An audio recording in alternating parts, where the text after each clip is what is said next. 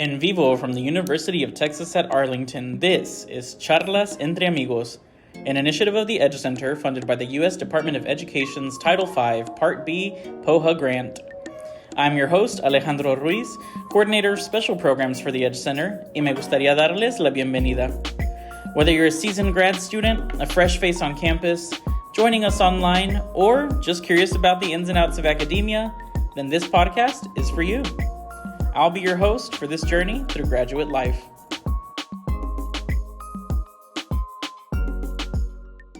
Mi gente, today we're joined by Dr. Daniela Palmer. Dr. Palmer is an assistant professor within the Department of Biology here at UTA. She earned a BS in Mathematical and Scientific Computation with a minor in Evolution, Ecology, and Biodiversity from the University of California, Davis. She also holds a PhD in Evolutionary Biology from the University of Chicago. She's been a National Science Foundation postdoctoral fellow in Sheffield, England, and a presidential postdoctoral fellow at Michigan State University. She's actively involved with the Society for the Advancement of Chicanos, Hispanics, and Native Americans in Science, or SACNAS, and currently serves on the board of the Latinx Faculty and Staff Association here at UTA. Dr. Palmer, es un placer. Welcome to Charlas Entre Amigos. Gracias. Thank you for having me.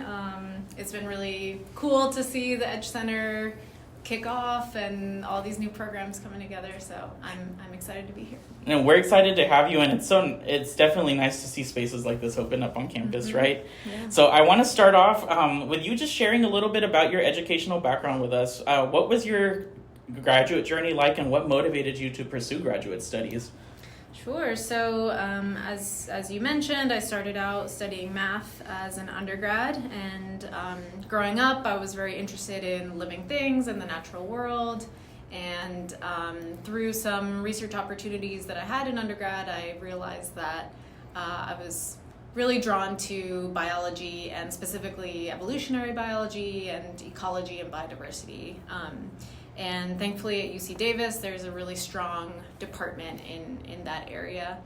And so through those experiences, I decided to kind of make a full shift from math to biology fully, and had some great mentors there who encouraged me to look into grad programs and PhD programs specifically. And that's where, with their guidance and that motivation, I decided to apply for a PhD in evolutionary biology. Very nice. I do want to highlight, I think it's very important for students to know that the path is never clear-cut, right? Yeah. I know we were chatting a little bit before we started that I didn't take a clear-cut path either, right? You started in math and then kind of went biology. Mm-hmm. So something really important to highlight to students that you don't necessarily have to know what you want right off the bat, right? Yeah, and those shifts can be really constructive, because you bring sort of a different perspective when you come from one area and shift to another, and the people in that new area might be looking for folks with that different perspective or different skills, and yeah, it can all work to your strengths. There's overlap everywhere if you're really looking, right? Yeah, definitely. Now, our students, we're curious to know, what is the biggest misconception that you had about graduate school as a student? And how did that impact your graduate experience? Something that I've noticed in myself in the beginning and with other students too is there's this idea that maybe grad school is just like a continuation of undergrad, and really it's maybe in the first year it's more similar because you're still taking some classes and sort of getting settled in the PhD program, but a PhD program is really a different thing altogether. You are training to be a professional, and I guess I'll speak from a STEM perspective, which is the area I'm in. It's not meant to be this experience where you just take more classes and you somehow become an expert. Really, the way that you become a professional and an expert in this field, or whatever field you're in, is by really being in the driver's seat of these research projects, and that's what you're going to be expected to do as a PhD student. Of course, you'll have training and guidance and mentorship along the way, but really a PhD is meant to develop your independence as a scientist, so that at the end of that PhD, you are a functioning professional scientists. Leading your own lab, right? Leading your own research projects. Yeah, and usually people have additional kind of training periods. A postdoctoral experience is what that would be called, where you continue to build that independence and training in that way. But for me, the main takeaway of the PhD program is you're becoming an expert and a professional scientist that can be independent. I love that. So how has that influenced your approach now to teaching as a faculty member? Yeah, so that's something that now that I'm advising PhD students, I really try to encourage their independence by encouraging them to be in the driver's seat of those projects, to have agency in the projects, make important decisions about what the research questions are, what methods we use, of course, do the experiments and the work that it takes.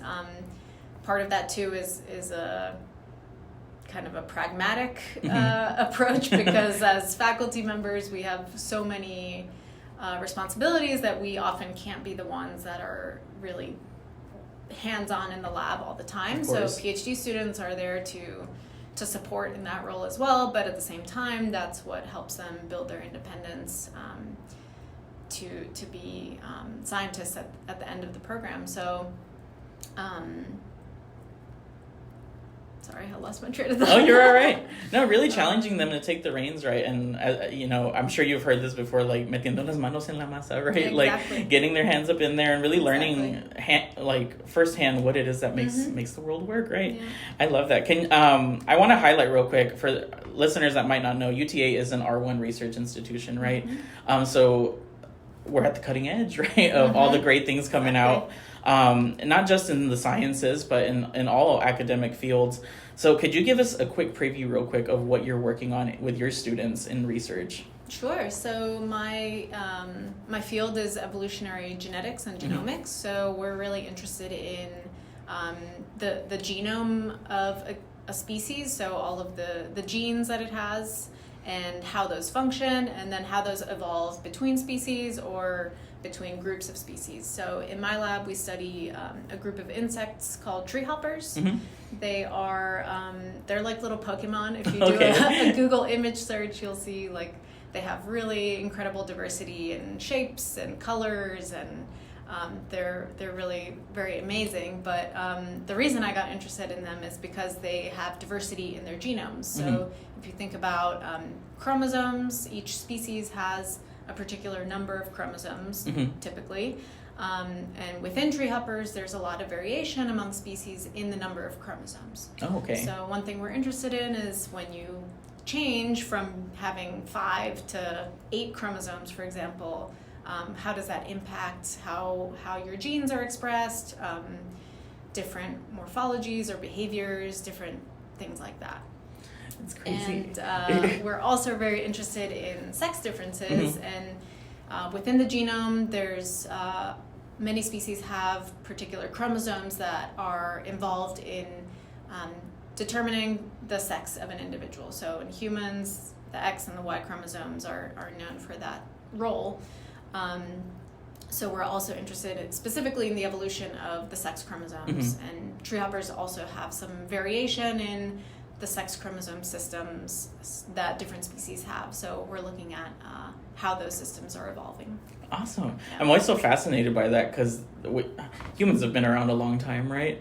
But we're still just barely figuring out what makes things tick and how things work, and how you said, animals and creatures are still constantly evolving and changing to fit their environment. So thank you so much for sharing that with us. You certainly have quite the story and quite a lot of research that you got your hands in.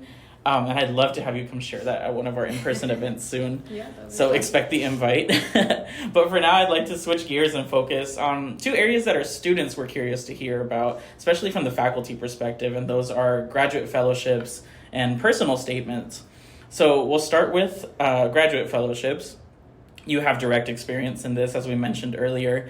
So in your opinion, what are the essential elements or qualities for a successful fellowship application? Yeah, most fellowship applications are are looking to award a person. Mm-hmm. Oftentimes, a lot of them have a project associated with it as well, but I think the human kind of story is just as important in a lot of fellowships. So they're going to want to know who the applicant is, what their background is, how they found their field of study, what are the questions that they're excited about pursuing, all of those things. So I think it's really important to, as an applicant, put yourself in the reviewer's perspective and think about, okay, what can I tell them about myself that's gonna show them how excited I am about this opportunity and best like represent who I am as a person and as a scientist or whatever academic you are. It sounds like a little bit of being vulnerable, right, and sharing, you know, the ins and outs of yourself, but also doing a little bit of research to understand what it is you're getting yourself into, right? Yeah, like learning about the opportunity. What is, usually fellowships have a description of what they're looking for, what types of projects they're looking for, or people that they're looking for. So you really want to understand those things so that you can kind of fit your application into those criteria. Of course. And thank you for sharing. I hope our listeners are taking notes. So beyond the most obvious benefit of fellowships, which is the financial support they provide graduate students, what are some less obvious but still valuable benefits that students can leverage during their fellowships? Well, going back to our conversation before about sort of the goals of graduate school, I think fellowships are really important for boosting someone's independence, because when you get a fellowship, you have that sense of like, okay, I went after this thing, people saw something in me in my application, and now I have this bit of money or support or a network or community that I now belong to that's behind me. So in my experience, having different fellowships along the way has been really validating in the sense of like, yeah, encouraging me to continue and showing that my work has worth for the community. Yeah, the biggest thing, like you said, is the connections, right? It helps you build that network, and you never know if those mentors could be the ones giving you that opportunity right after your graduation. So it's definitely good to fully invest in the experience. I want us to touch on your own personal experiences, though, for a second. Can you think of a moment in your graduate journey where a fellowship played a pivotal role to your professional development? Yeah, there's been a couple, I would say. One was early on in my PhD, I think in my second year. I applied for this fellowship and got it. It's called the EPSI through the National Science Foundation. I think it stands for East Asia and Pacific Summer Institutes. Okay. It's kind of a long acronym. But the whole goal of that one was to promote projects that were based in East Asia or the Pacific region and form collaborations internationally between whatever program you're coming from and a sponsoring scientist at an institution in that region.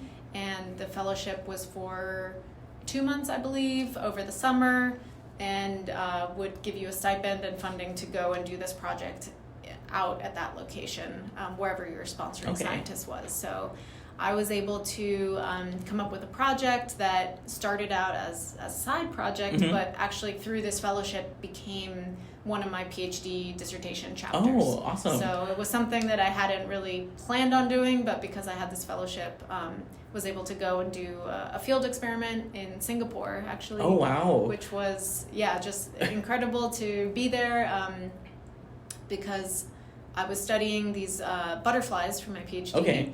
And for most of my studies, we had a population of these butterflies that we kept in Chicago in a lab, in a greenhouse.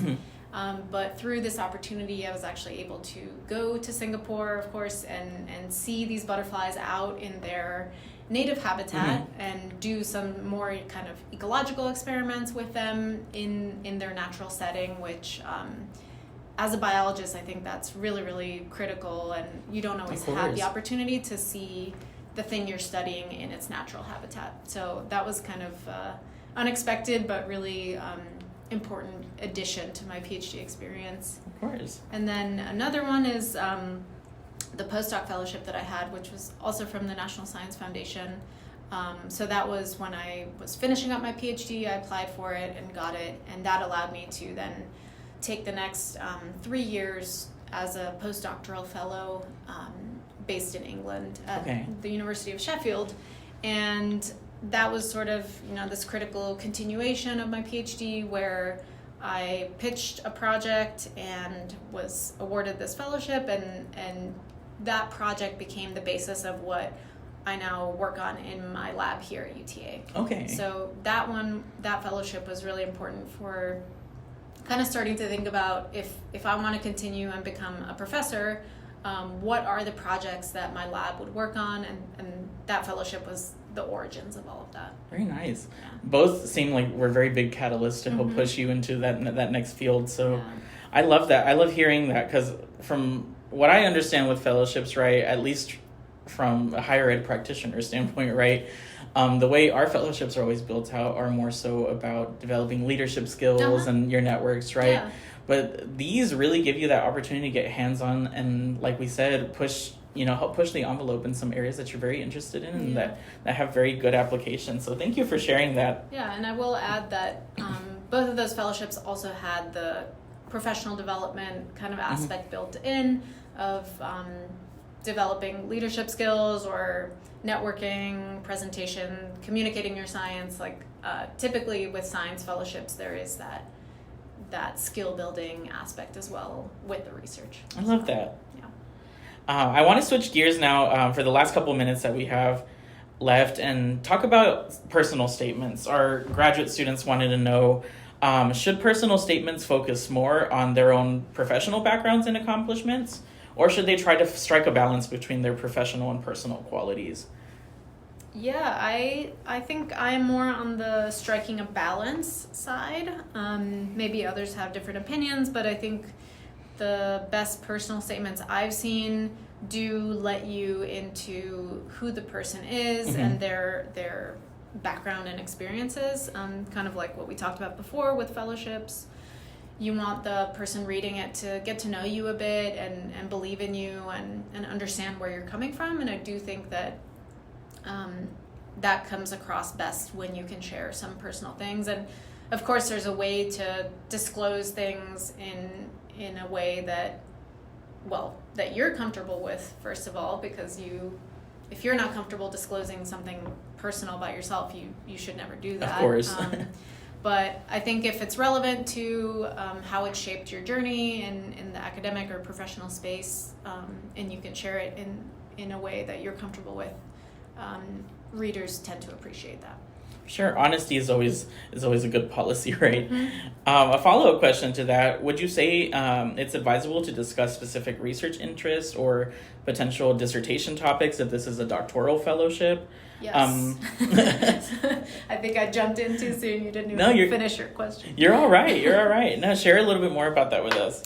Yeah, I mean, if you're thinking about applying for a PhD program or even a master's, especially in STEM, I would highly recommend that you reach out to potential advisors in advance. In my area, this is something that's really common and almost expected, or indicates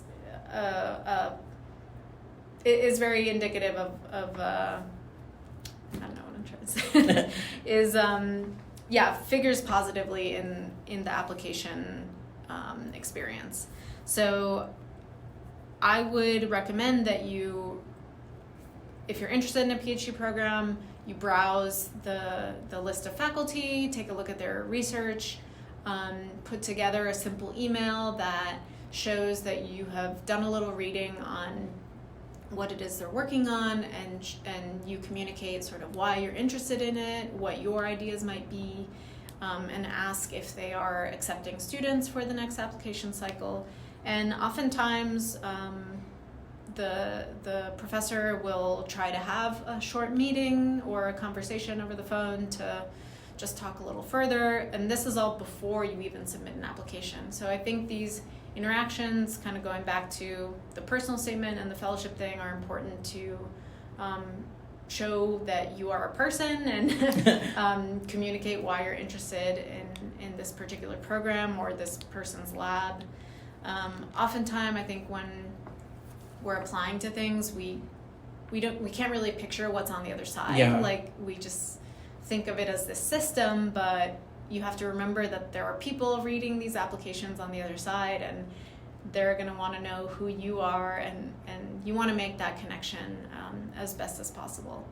And there are some really good resources on the internet for kind of guiding folks through this process. So I don't know if we can share those. Of course, maybe yeah. in a link on this page, but Científico Latino is a really amazing website that has kind of really step-by-step guides for making this first approach to a faculty member through an email, for submitting applications, for writing personal statements, for the interviews later on. Like, they really go step by step and have come up with some really good resources. So we'll try to share those out after. Perfect. Yeah, then that'd be fantastic, because there's definitely, like, I think a lack of resources sometimes, or at least centralized resources. Yeah, centralization is hard. Oh my gosh. That could be its own episode topic. Thank you so much for sharing. No, I think this is all really good advice that students should be aware of, especially if they're even just considering it, right? Mm-hmm. I loved that you said it's very beneficial to reach out even to faculty members and to meet with them beforehand, because you don't get that experience when you're applying to an undergraduate program, for example, right? That's true. And, coming from a college access background, right, working with pre-collegiate students, some of them always stressed to me that they wish they could reach out to a faculty member, to professors and advisors, and meet with them before even applying to see if that was going to be the fit for them, right? Yeah. It's a two-way street. It is, You right? want to know if you're a good fit for them, and they want to know if you're a good fit for them. Maybe I said that backwards, but no, exactly right. It goes both ways, though. Especially at something this advanced, right? They want to make sure they're making a good investment, right? Yeah. in the individual they're choosing. So, exactly. Thank you so much for sharing that with us. I want to close with this. What advice do you have for any prospective graduate students considering applying for either a master's or doctoral program? Excuse me. Yeah, I would say, well, what we just talked about, reach out early to prospective mentors. Try to have at least one maybe Zoom call with them so you can get a sense of what your interactions might be like.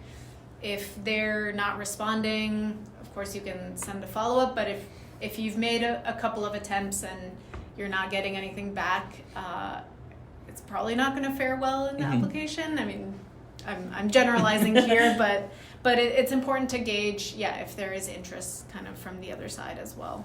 I would also say to kind of get exposed to as many different potential research topics as you can, just by sort of browsing some articles or looking through faculty profiles, to really try to narrow down what are the topics that you're most interested in. Because when you apply for these programs, people want to see that you have a focus and that you're clearly motivated by something. It doesn't have to be like super nitty gritty, but at least if you can identify like a subfield within the larger field, I think that speaks strongly when you're applying for these programs. A side question to this, because we are talking about prospective graduate students, would you recommend to any undergrads to get involved in undergraduate research opportunities? Oh, definitely. Yeah. As early as possible. Try to get experience, even if it just means you kind of hang out around the lab and help out. Those can be really important stepping stones to getting involved in the research. There can also be undergrad research fellowships through UTA or other institutions if people out there are listening. So maybe if you can visit like the undergrad research office, they can guide you to different fellowships and help you also get some compensation for the work, because volunteering is hard. People have so many different responsibilities. So in this economy. Yes. Of course. Well, great advice, Dr. Palmer. Thank you for sharing your story and your advice with our listeners. It's very important to have a student perspective, but it's also even more rewarding to hear from someone who's been through it and who's found their success like you. So thank you again for joining us, Dr. Palmer. Thank you. It's been fun chatting, and I hope this helps someone out there. Of course. And like I said, expect that invite. We're going to have you back soon. Okay. Y para nuestra audiencia, thank you for tuning into another episode of Charlas Entre Amigos. We want you to stay in the loop, so be sure to subscribe to us on YouTube or follow us on Spotify or Apple Podcasts so that you don't miss any future episodes. You can also follow us on Instagram at uta.edgecenter for updates on all the great things we're cooking up for y'all. Remember, whether you're a current graduate student or just curious about graduate life, we're here to support you every step of the way. Nos vemos, mi gente.